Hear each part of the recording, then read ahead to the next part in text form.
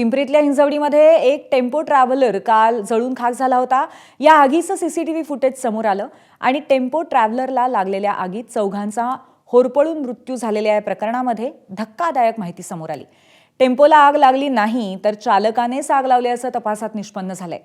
दिवाळी बोनससह पगार थकवल्याचा राग मनात ठेवून या ड्रायव्हरने असा प्रकार केला होता। दरम्यान या प्रकरणामध्ये ड्रायव्हरवरती गुन्हाही दाखल करण्यात आलाय। हा जो आरोपी आहे गाडीचा चालक जनार्दन निळकंठ हंबर्डीकर याचे या कंपनीतील हे जे एम्प्लॉईज घेऊन जात होता यांच्याशी याचे वाद होते।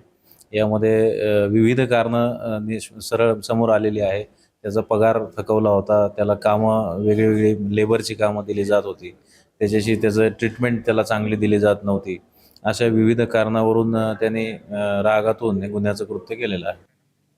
एवढी धक्कादायक घटना घडली तरी पोलिसांनी अजून पुरावे ताब्यात घेतले नाही आहेत असं समोर येत आहे। एबीपी माझाच्या प्रतिनिधींनी जळलेल्या या टेम्पोची पाहणी केली तेव्हा आग ज्या कापड्याच्या बोळ्याने लावली होती तो बोळा दिसून आला। पुण्यातील आयटीएफ हिंजवडीमधील जळीत कांड प्रकरणाने धक्कादायक वळण घेतलंय। या टेम्पो ट्रॅव्हलला आग लागली नव्हती तर ती आग लावली होती। टेम्पो चालक जनार्दन हंबर्डीकरनं हे कृत्य केल्याचं आता पोलीस तपासात निष्पन्न झालेलं आहे। या तपासाचा शोध जो आहे तो हंबर्डीकरच्या पायात आग लागली तिथूनच सुरू झाला आणि चालक म्हणून तो याच सीटवरती बसला होता। आणि इथं आपण हे चिंध्यांचं बोळं बघतोय। व्युमोग्राफिक्स ज्या कंपनीत हे सगळे काम करत होते तिथूनच या चिंध्यांचं काम त्या प्रिंटिंगसाठी लागतं। तोच चिंध्यांचा बोळा तो घेऊन आला। कंपनीतलेच बेंझिन जे केमिकल आहे जे अतिशय घातक मानलं जातं ते सुद्धा त्यानं सोबत बाळगलेलं होतं। एक दिवस आधीच तो ते घेऊन आला होता।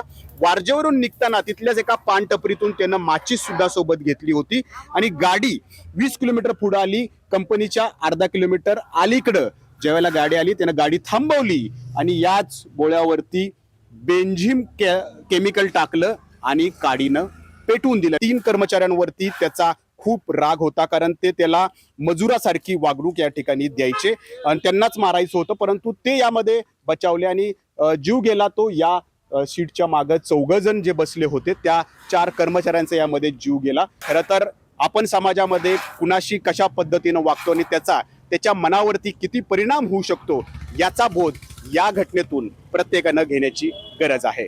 नाजिमुल्ला, एबीपी माझा, पिंपरी चिंचवड। एबीपी माझा, उघडा डोळे बघा नीट।